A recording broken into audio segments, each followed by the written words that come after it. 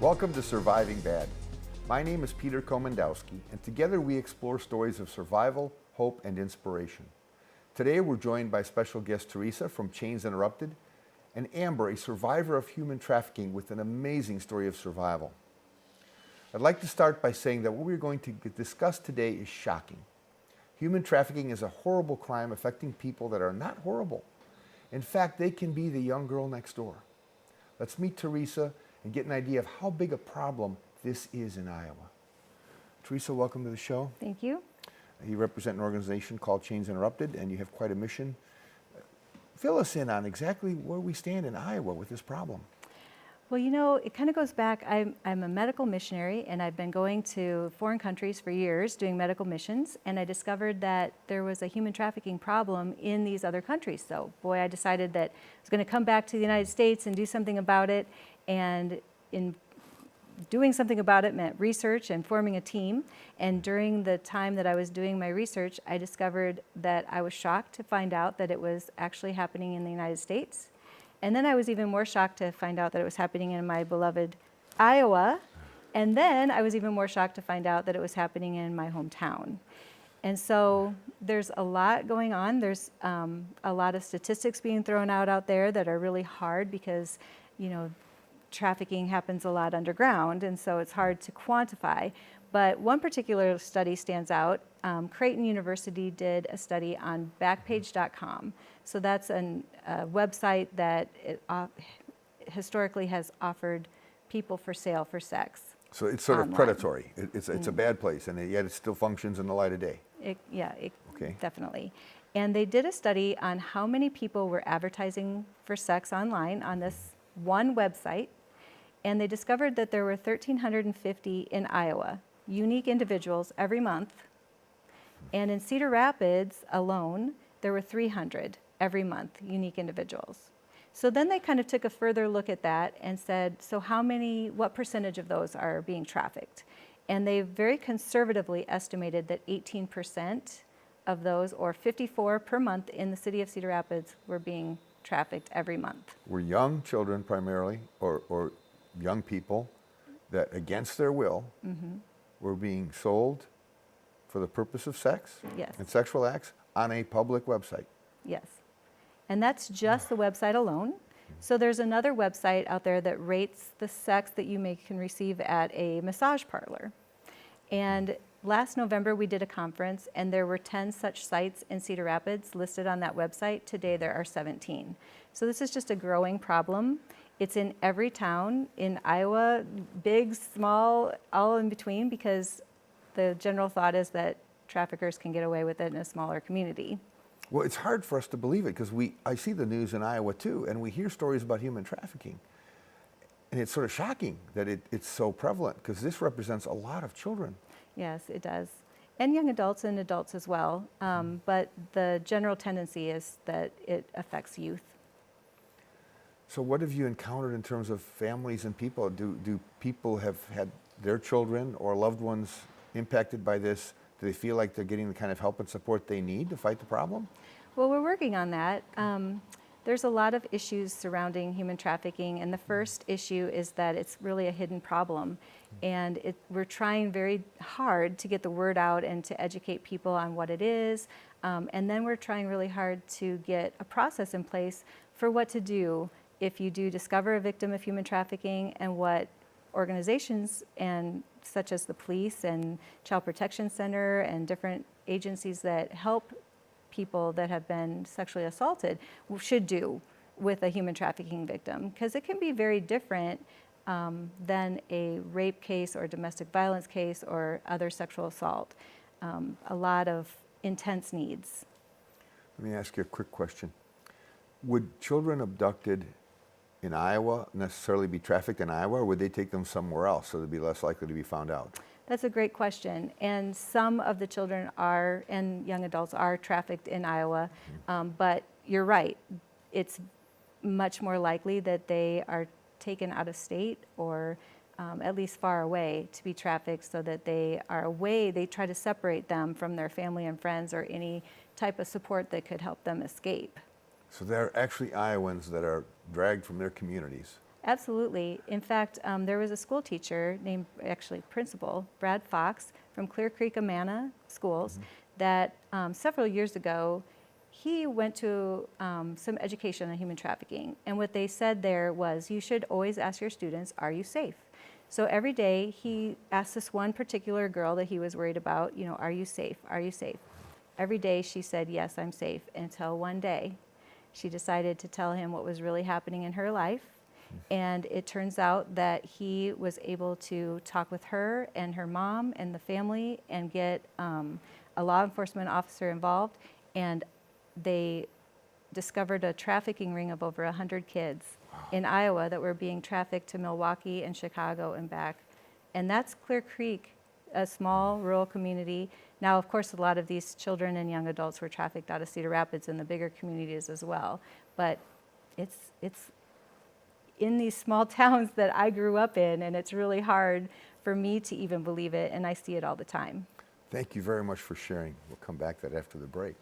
And when we return, we'll have Amber join us and share her personal and powerful story of survival as a teenager victimized by some very bad people. Join us after the break. You don't want to miss this.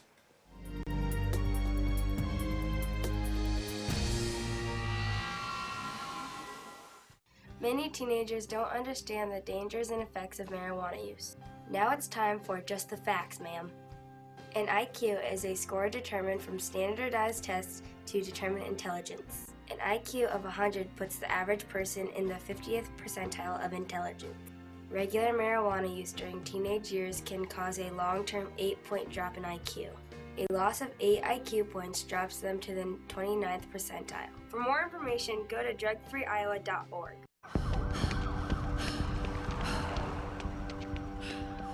After Kylie used coke, she stopped caring about school, friends, or who she had to steal from to get more of it. The story of addiction is all too familiar, but you can change it.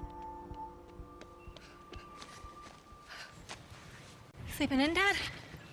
If you or someone you know is in recovery from addiction, share your story with the partnership at drugfree.org, because your story can change someone else's. Hi, I'm Carnell. If you're like me, you spend a lot of time online, streaming shows, downloading files, and Skyping with family.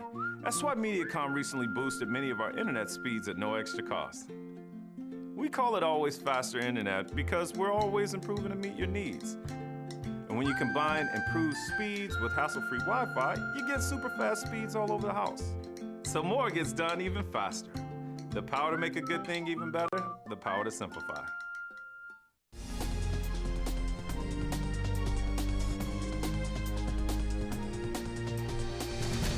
Welcome back to Surviving Bad. We're talking to Teresa from Chains Interrupted, and Amber now joins us, who is going to tell her very powerful story.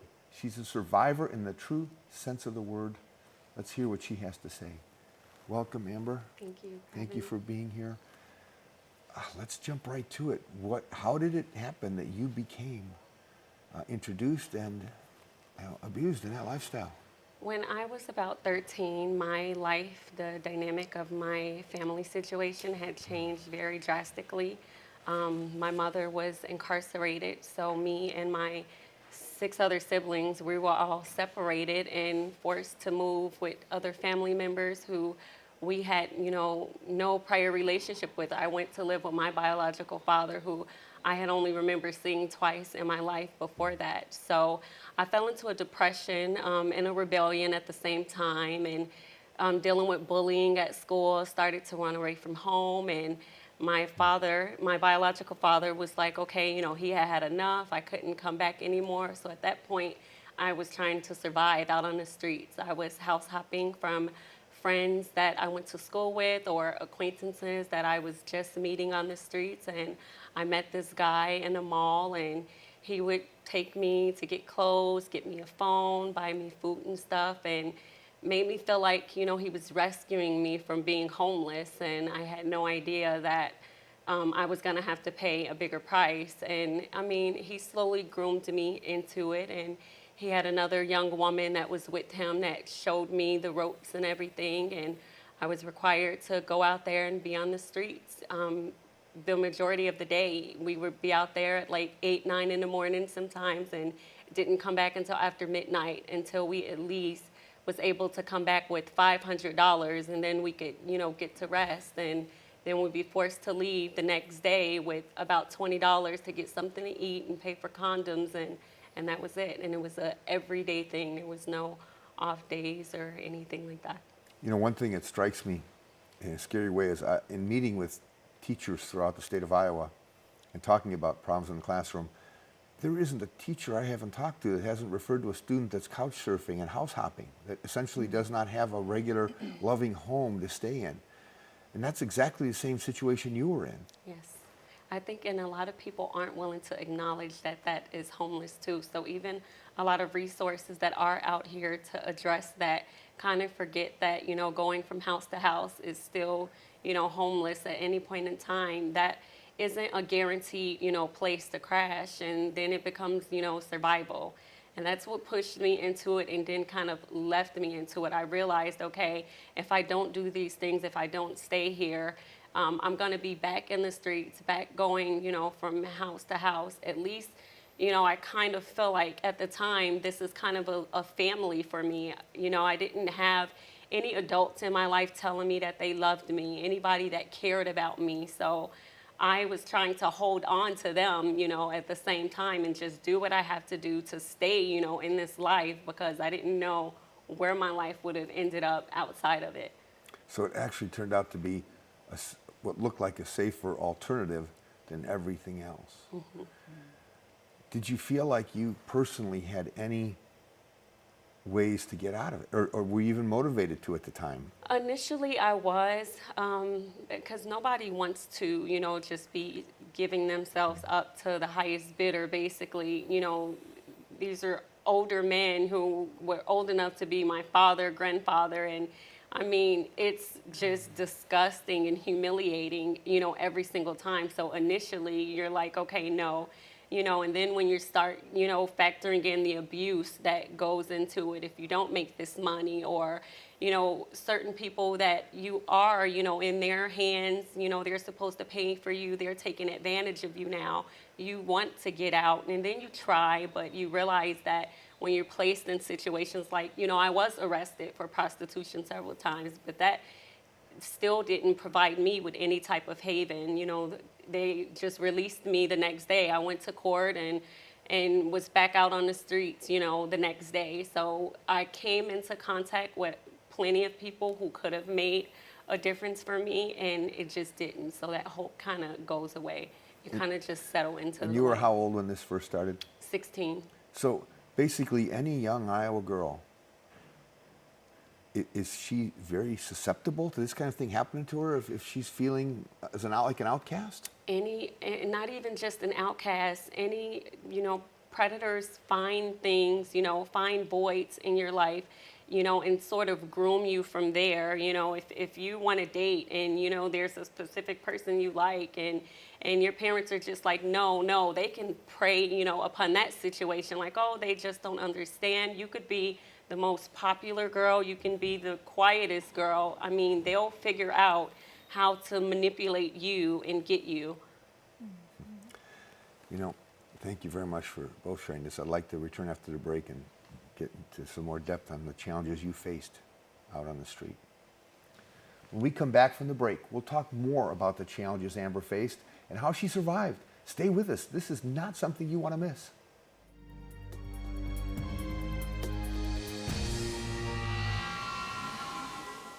You may have heard about synthetic drugs in the news and the fact that more Iowa teenagers who use them are ending up in the hospital.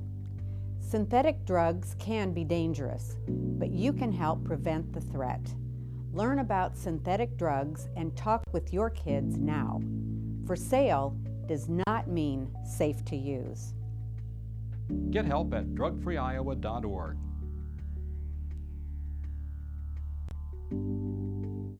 Thousands of businesses have switched to Mediacom Business for fast and reliable internet, unlimited nationwide calling, and popular TV channels with sports package upgrades.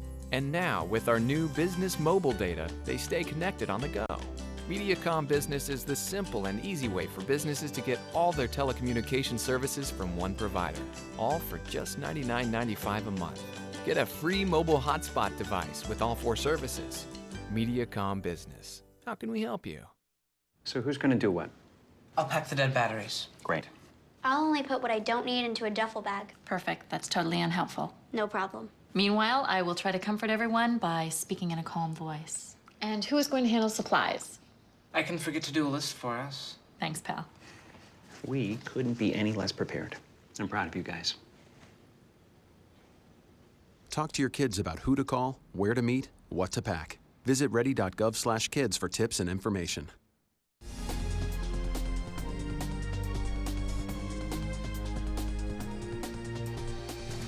Welcome back to Surviving Bad. We're talking with Amber and Teresa about the dark and dangerous world of human trafficking.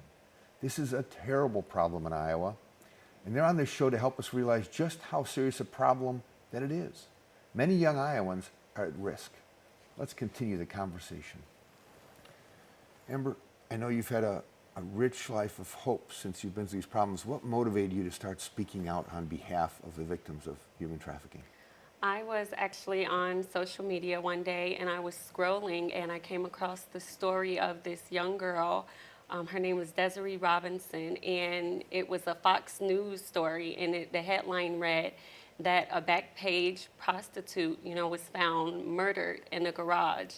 And it was still a developing story, but when I went and read the full article and I realized, okay, she was only 16, I immediately knew, there was more to this story. So I was upset with how they captioned it, and they were referring to her as a prostitute, and that she was posting ads of herself with her friends, and I just knew, that wasn't the case.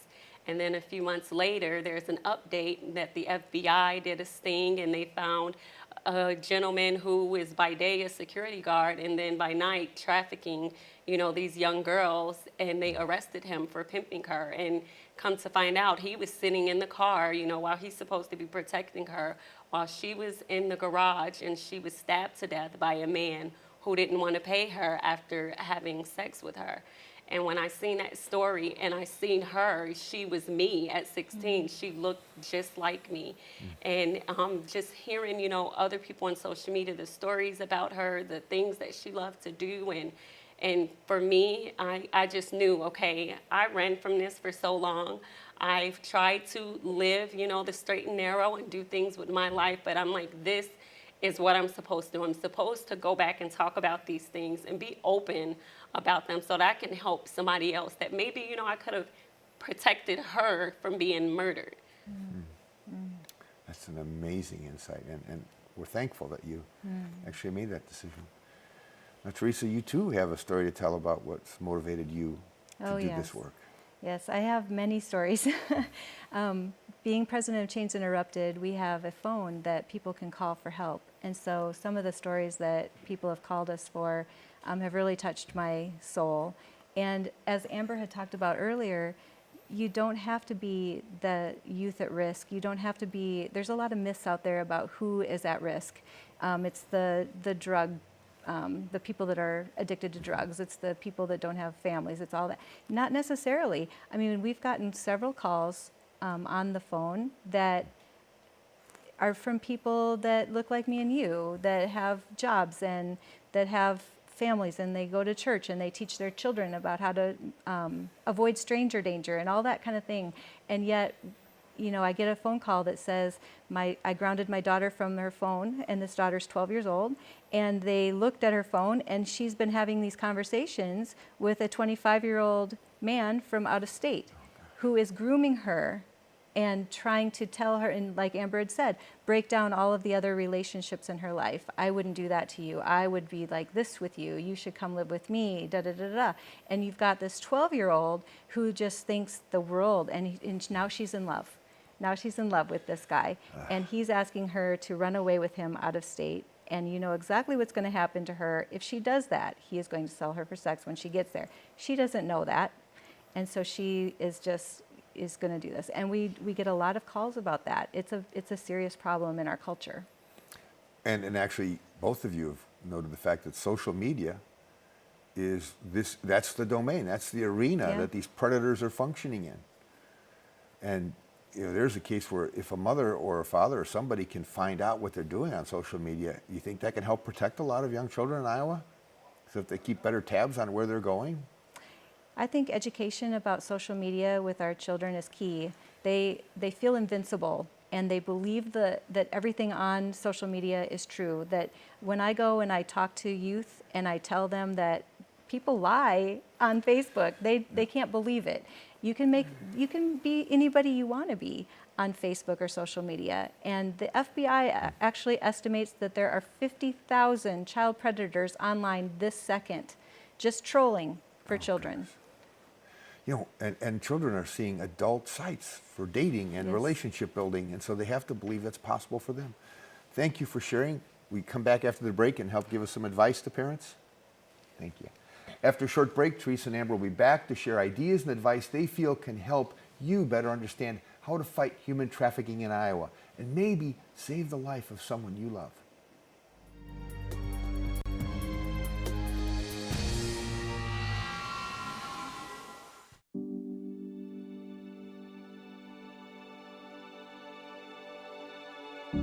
Children see magic in the world around them, and parents see the dangers.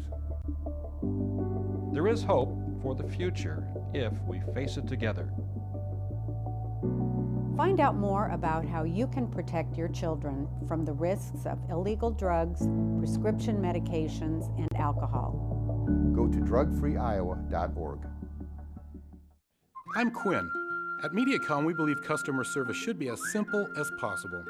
So simple, in fact, you don't even have to dial a phone. All you need is our mobile care app, and you can request a call from a customer service agent, manage appointments, check for neighborhood outages, look up account info, and even reset equipment. And the best part, the mobile care app is absolutely free. The power to connect, right at your fingertips. The power to simplify. You wouldn't walk through the halls of your school naked. Yet without thinking, many teens sext explicit photos of themselves to friends using cell phones, never thinking it'll go further. But once you hit send, you're exposed. You're out there in cyberspace for everyone to see. Sexting, it's dumb, it's dangerous, and it's against the law.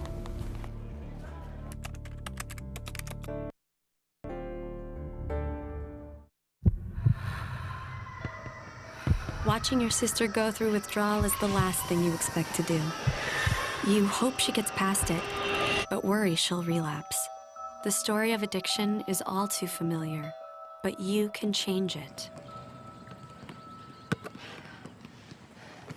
That's 2 out of 3. If you or someone you know is in recovery from addiction, share your story with the partnership at drugfree.org, because your story can change someone else.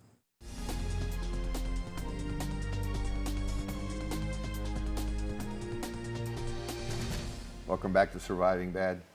Our special guests have shared some powerful stories about human trafficking in Iowa, and I've asked them to share some ideas and advice with us, some lessons that they've learned. Pay close attention. It could make a difference in your life and the life of someone you love.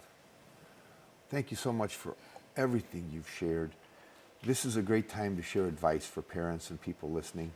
Amber, what would you want people to know that they need to take home with them to help fight this problem? I would say, and this goes back to a situation I ran into recently with my daughter, is to double check their restrictions when it comes to, online access and even games. A lot of these games have chat rooms in them now, and it could be something so simple like my daughter, she loves to play Minecraft, and just clicking on the videos of tutorials through there took her to YouTube to completely inappropriate videos. So, kids as young as 7 and 8 are getting exposed to porn and things like that at such an early age.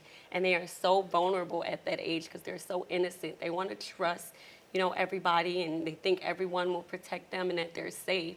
So I would definitely say double check, your restrictions. You can have your location on your device disabled, but that, application or that game is still tracking you. So that plays a huge role in, just predators being able to see where you are, where your child is, and even working with other parents, because it doesn't do much if you're making sure, your child does this thing, but then your child leaves with their friend, and their friend, is still posting with their location everywhere for everyone to see, and so your child, is still at risk. So basically, you've got parents that aren't necessarily very adept at managing their child's social media, children that are somewhat naive and innocent that believe almost anything, and this is an environment filled with predators looking for kids just like that? Yes.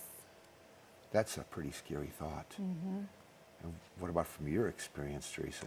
Well, one thing that's really disturbing is that there's a statistic out there that if a teenager runs away, within 48 hours, a third of them will be lured into human trafficking. And the Iowa Attorney General's office says that for Iowa, that number is more like every 36 hours, like once a teenager runs away. Within 36 hours, a third of them will be lured into human trafficking. And so we have this huge problem, an issue of the youth that are running away because problems at home, or maybe they're being groomed and lured into what they consider, think that it's going to be a better life for them or whatever. But there's that big warning out there for kids to, be careful, and the runaway is a huge risk. Well, I think a lot of us when we were growing up would threaten our parents with running away. Absolutely. But maybe we're in a different world now where the resources online, when there's predators, give children a way to run away and a place that might be and feel safe. Yep. What would you tell children? If a child's watching the show, or what would you tell them about this problem of human trafficking?